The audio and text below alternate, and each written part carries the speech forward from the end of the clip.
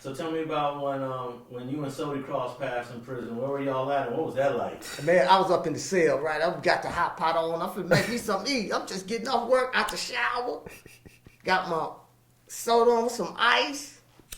Man, the porter or something, he come to the door, knock on the door. He said, "Hey, Cal." He said, "Little dude down here say, your nephew." I said, "Man, can you ask the officer to open the door?" So the man opened the door. I go down there. I look, and then I look again. I say, "Damn, he look just like my brother." Uncle Bo Pete.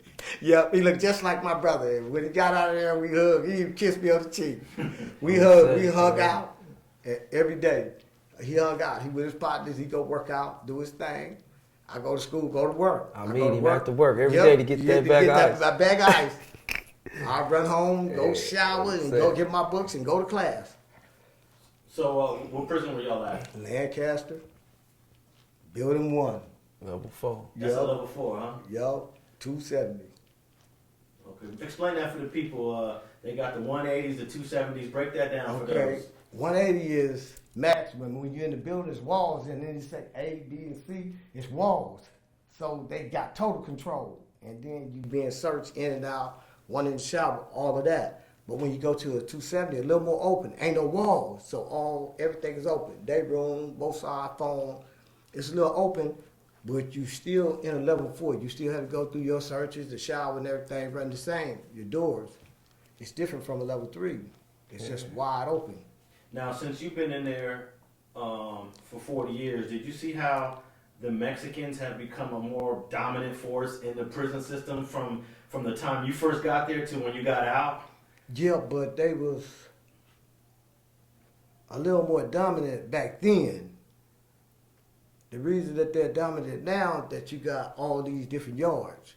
You know, you had sensitive need yards where, you know, you done something wrong. You got to be over here with everybody else.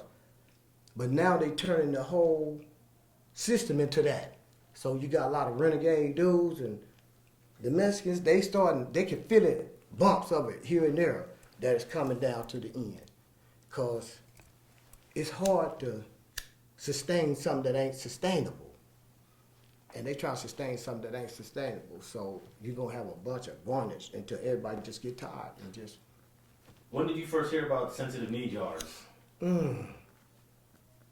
It was a minute. They used to call them PCs at first, protected custody.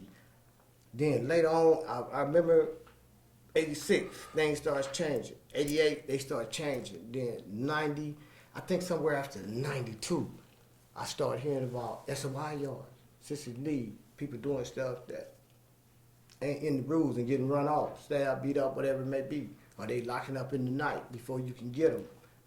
And it was just so much of them to it just flooded the system. They just said, damn it, let's make all the yards like that. But you put renegades on that yard.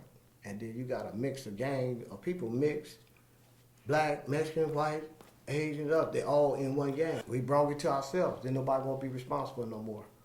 So this is what we got.